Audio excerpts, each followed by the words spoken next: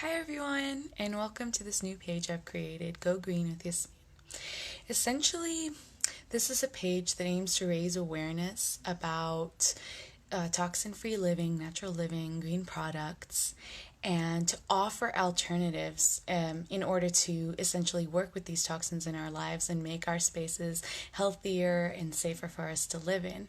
There's also going to be a lot of making this kind of stuff easy, accessible, fun, and interesting because when I found out about all these different types of toxins and things in our environment,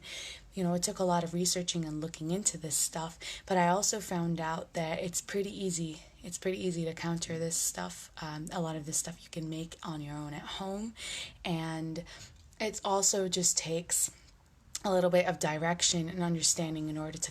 gather all this kind of information together and make a picture that works for you, that's customized for you, where you're at, your budget, what you have around you, and what your specific needs might be. So essentially, this is a space where I'm going to feature anything that I've discovered about the Going Green journey and sharing with you guys all kinds of interesting products or concepts that aim to make this journey an easier one.